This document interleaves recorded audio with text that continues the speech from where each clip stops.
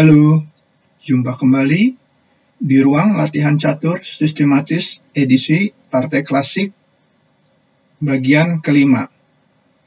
Sebelum saya melanjutkan, saya akan senggol-senggol dulu beberapa rekan saya, seperti Bung Arifin Salomo, salah satu pecatur kita yang meniti karir pada catur koresponden, Bung Albert Maringka, Bung William Wekai, Bapak Badrun Ode asal Wakatobi, Sulawesi Tenggara, dan bermain pada klub catur Anoa Sultra Glory, Gentino Chess, Sandal Kapit, serta yang lainnya yang belum sempat saya sebutkan nama-namanya.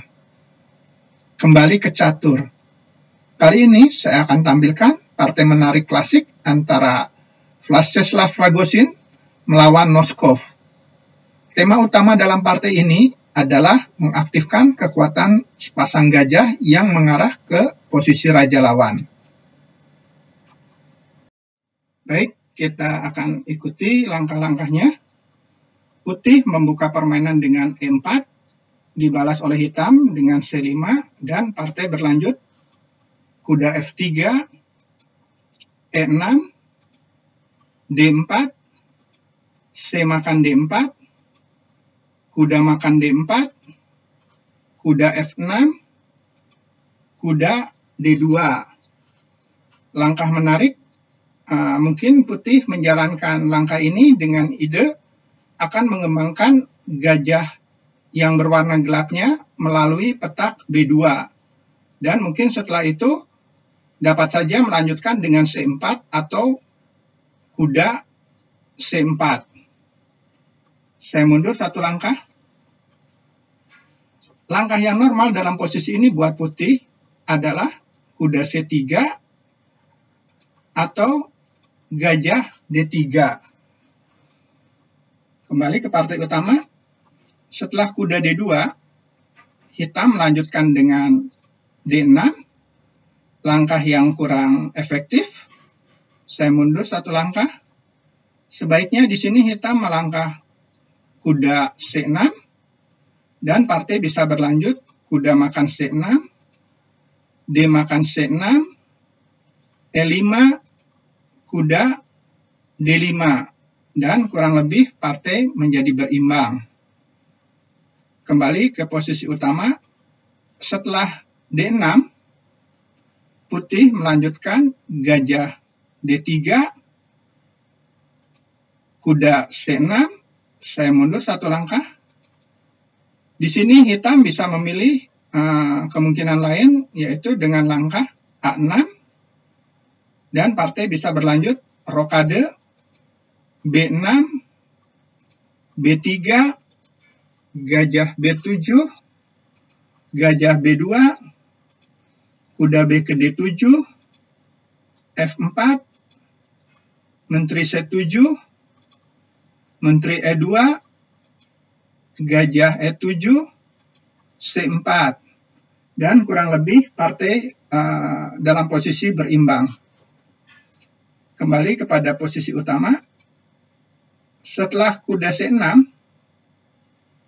putih melanjutkan kuda makan C6, B makan C6, rokade, gajah E7, B3,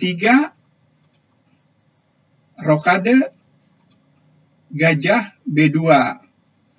Jadi di sini putih merencanakan rencana ini dari posisi awal, yaitu menempatkan kudanya di B2.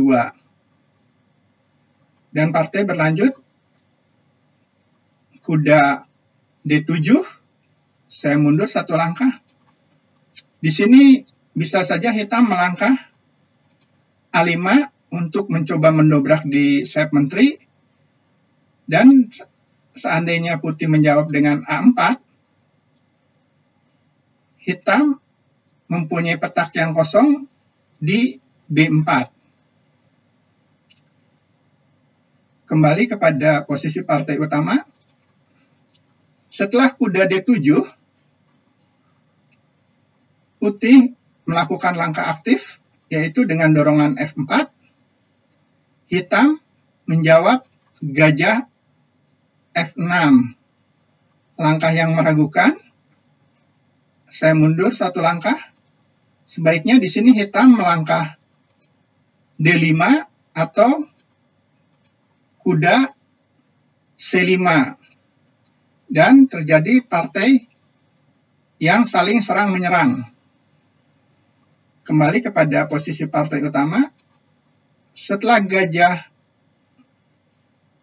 F6, putih melakukan langkah tusukan yang bagus, yaitu E5, langkah taktis untuk menghidupkan sepasang gajahnya yang siap menyerang posisi raja hitam.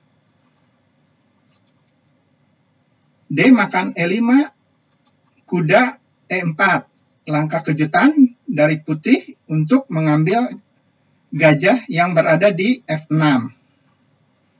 Partai berlanjut, E makan F4, kuda makan F6,